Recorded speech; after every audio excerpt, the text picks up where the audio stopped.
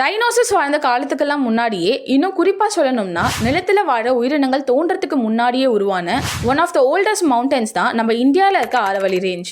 ஆரவல்லின்ற சான்ஸ்கிரிட் நேம்க்கு சிகரங்களோட வரிசைன்னு அர்த்தம். நம்ம பூமியில ஆரம்ப காலத்துல டெக்டானிக் பிளேட்ஸ் மோதினதுனால உருவான மடிப்பு மலைகள் தான் இந்த ஆரவல்லி ரேஞ்ச். இந்த மலைத்தொடர் உருவாகி கிட்டத்தட்ட 2.5 இருந்து 3.2 பில்லியன் வருஷங்கள் ஆகுது. இந்த ரேஞ்ச் நார்த் ஈஸ்ட்ல இருக்க டெல்லியில ஆரம்பிச்சு ஹரியானா, ராஜஸ்தான்ல பாஸ் ஆகி சவுத் வெஸ்ட்ல இருக்க குஜராத் வரைக்கும் 670 கிலோமீட்டருக்கு படர்ந்து இருக்கு. ஆரவல்லி டெல்லி ஆரோஜெனிக் பெல்ட்டோட ஒரு பார்ட் தான் ஆரவல்லி ரேஞ்ச்.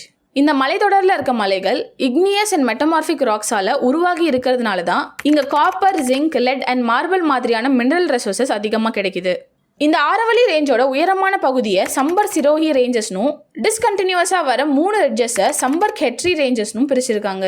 இந்த சம்பர் சிரோஹி ரேஞ்சில் தான் ஆரவல்லி ரேஞ்சோட ஹையஸ்ட் பீக்கான குரு ஷிகர் இருக்கு. இந்த பீக்கோட ஹைட் 1722 மீட்டர்ஸாக இருக்கு. யமுனா நதியோட கிளை ஆறுகளான பனாசன் சாஹிபியும் லூனா ஆறும் ஆரவல்லி ரேஞ்சில இருந்து ஃப்ளோ ஆகுது. இந்த ஆரவல்லி ரேஞ்ச் ஆரம்ப காலத்துல ஹிமாலயாஸ் அளவுக்கு உயரமா இருந்தது. பல லட்சம் வருஷங்கள் கடந்ததுனால கொஞ்சம் கொஞ்சமா அதோட உயரம் குறைஞ்சிட்டே வருது. அது மட்டும் இல்லாம இந்த ஆரவல்லி ரேஞ்ச் வெஸ்ட்ல இருக்க தார் டெசர்ட்க்கும் ஈஸ்ட்ல இருக்க பிளெயின்ஸ்க்கும் நடுவுல கிளைமேட்டிக் பேரியரா இருக்கு. இந்த ஆரவல்லி ரேஞ்சோட ஹையஸ்ட் பீக்கான குரு ஷிகர் எந்த மவுண்டன்ல இருக்குன்னு கமெண்ட்ல தெரியப்படுத்துங்க.